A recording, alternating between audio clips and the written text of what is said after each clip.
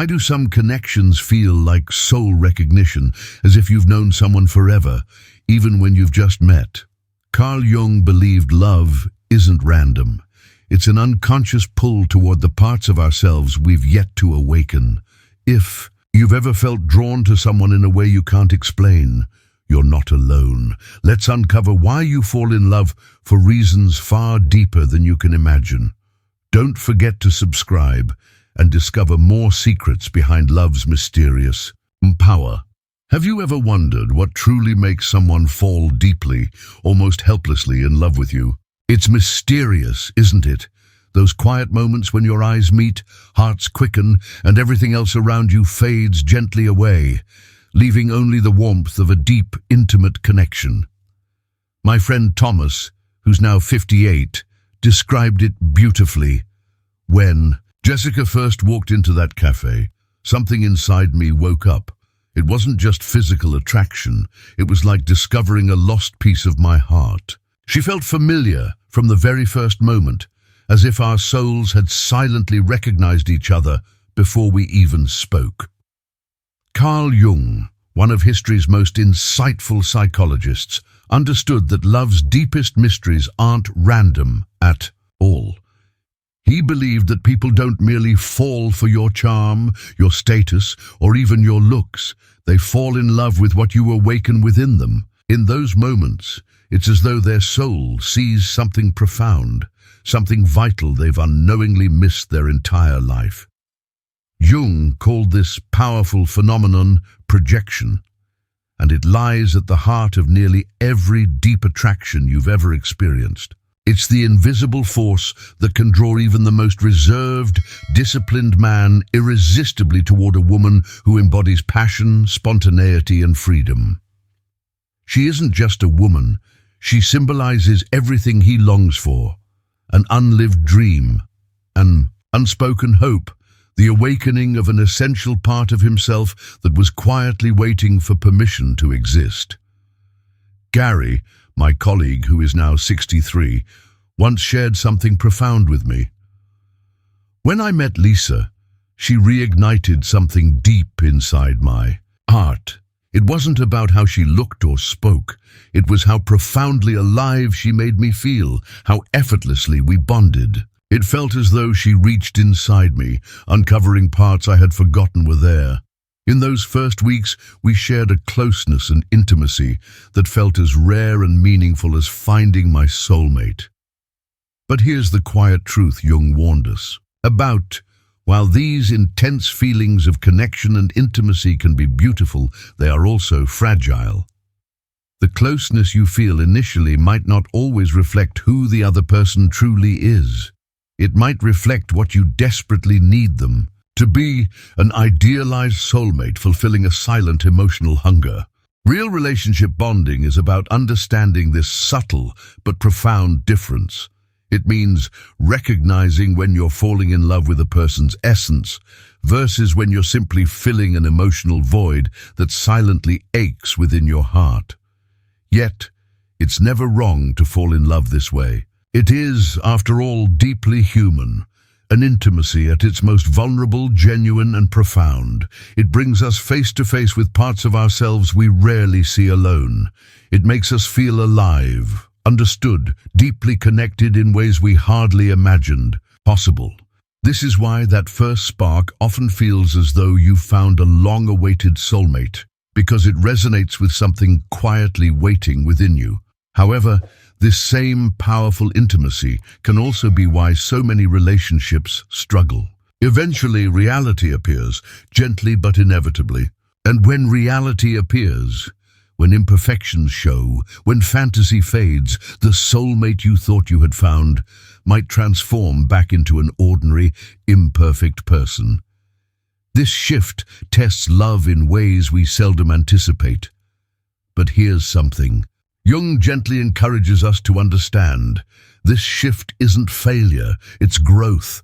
The intimacy you felt initially was not meaningless, it was essential. It was the beginning of a profound journey toward truly knowing yourself and your partner.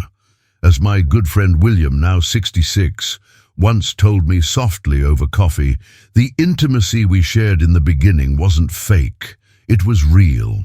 It showed me what closeness and bonding could truly feel like. Even when things changed, I realized that experiencing such depth of connection, even briefly, was worth all the vulnerability. Because true intimacy, even when fleeting, changes you forever. And this understanding, my friend, is the real beauty and the real mystery of love's first powerful pull. Carl Jung revealed a profound truth about love, something deeper than mere attraction or chemistry. He spoke of the anima and animus, unconscious images of the feminine and masculine within each of us. These archetypes are shaped not just by cultural influences, but by our deepest, most formative experiences. The love of our parents, past relationships, and even the unspoken parts of our soul that we rarely acknowledge. When someone steps into your life who resonates with these inner images, when they embody something you've unknowingly longed for, it goes beyond attraction. It's as if your soul has recognized them from another life, another time, and it calls out, compelling you toward them. The bond feels soul deep, not just physical or emotional. It feels like a reunion with a lost love, the kind of love that stirs memories you never consciously knew you had. "When I saw Jennifer," said Michael, now 66, "it felt like glimpsing my own soul. It was profound, deeper than anything I'd ever known. It wasn't just a person in front of me.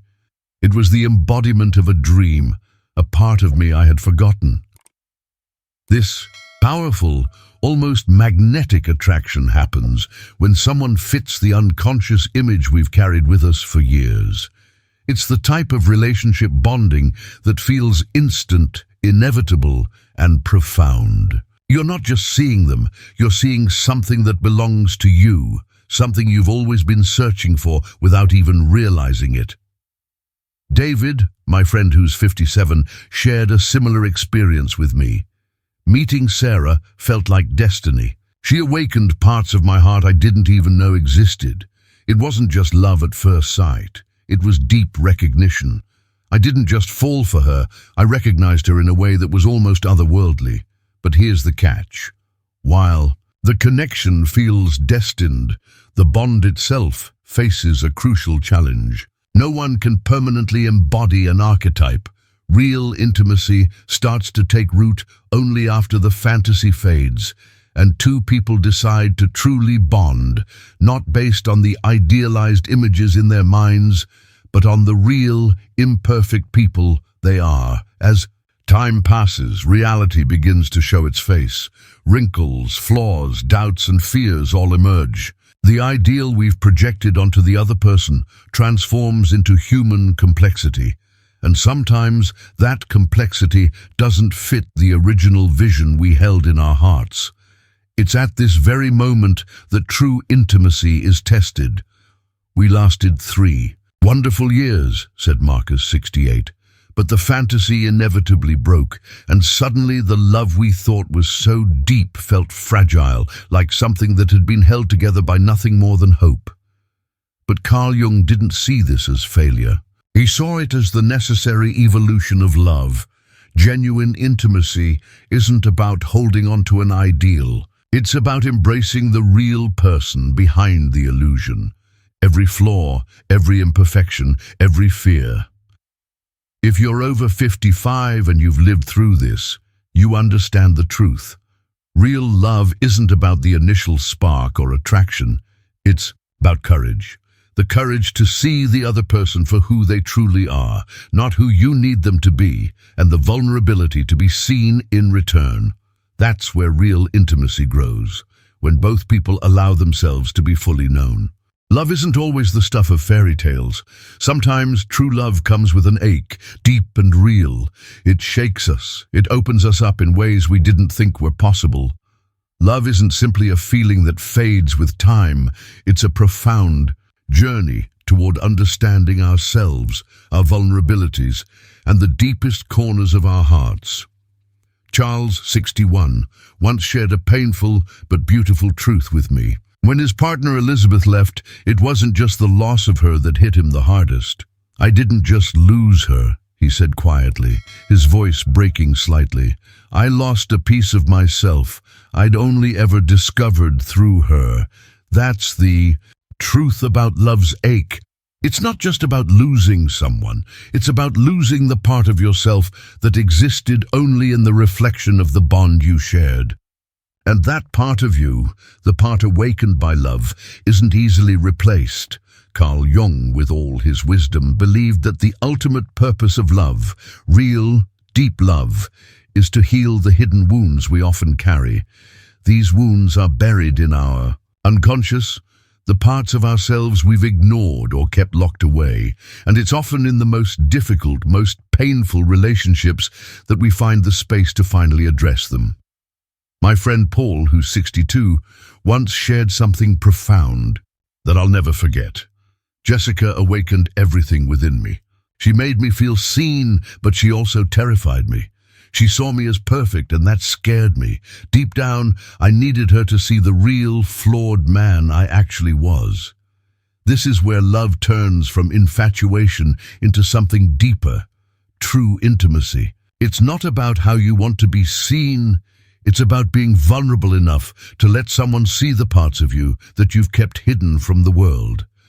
Those imperfections, those cracks in the foundation, that messiness that makes you human. True intimacy happens when someone chooses to love you, not for the idealized version you project, but for the whole, unfiltered person you truly are.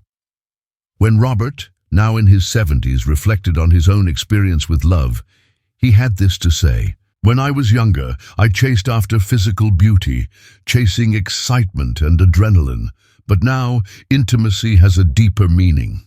It's about someone who understands my silences, someone who loves the imperfections that others never notice." It's fascinating, isn't it? When we're younger, we might seek beauty or external traits that make us feel alive or desired. But as time passes, we start to understand that true intimacy isn't built on appearances. It's built on connection, on shared moments of silence, deep understanding, and the quiet knowing that even in your most vulnerable state, you are loved. True intimacy is about choosing love even when the excitement fades and life settles into its quieter rhythm. It's about staying after the projections fade, choosing to bond with each other even when the fireworks have burned out. It's looking at the other person, fully seeing them, and still choosing to say, "I choose you," because in the end, true intimacy isn't easy. It's not as simple as attraction or infatuation. It's about building a bond that lasts. One that is based on understanding, vulnerability, and emotional courage. It transforms love from an initial spark into a lasting, solid connection, one that withstands the test of time and challenges, where two people grow together rather than apart. This is how love evolves into relationship bonding that endures. It's a love that's been tested, a love that holds space for imperfection, and a love that chooses to keep growing even in the midst of life's difficulties. Why do people fall deeply, truly in love with you? Carl Jung revealed there are only two profound reasons. First, because you represent something within themselves they long to awaken. You're the missing piece, the living embodiment of something their soul silently yearns for. Second, because you reflect an unconscious ideal they've carried all their life, a love, a memory, a healing they're still seeking. But understanding this, here's a secret every man should embrace, especially after 55. The greatest intimacy isn't simply loving another, it's finally learning to love the hidden parts of yourself. On the hardest day of my life, John, 67, once confided, I finally discovered true self-love. Now every relationship feels clearer. I don't need love to complete me. I choose love to enrich me. Real love isn't finding perfection. It's deeply, compassionately understanding imperfections. Karen wasn't my opposite, admitted Stephen, 65. She was my complement. We didn't randomly fall in love. We fell because something deeper within us called out to one another. If someone loves you today, know this. They don't love you for who you pretend to be. They love you because your presence awakens authenticity within themselves. If you're fortunate enough to experience such deep intimacy now, cherish it. Protect it gently. Celebrate it daily. After 3 marriages, wrote William, 69, beautifully, each love felt like music after silence. Jung was right. Every love was a mirror showing me who I needed to become. And that's love's deepest lesson. Every relationship invites you to become more fully yourself. Every heartbreak whispers your soul's quiet request to grow deeper. If someone truly loves you, or you deeply love someone else, remember, love isn't just attraction. It's a mirror, a lesson, sacred intimacy. My good friend Richard, 65 once, whispered truthfully, real love feels like coming home to yourself. It's rare, it's sacred, and it's always worth it. So the next time someone falls deeply in love with you, remember, you've awakened something precious in their soul. And that kind of intimacy is the greatest privilege any of us ever experience.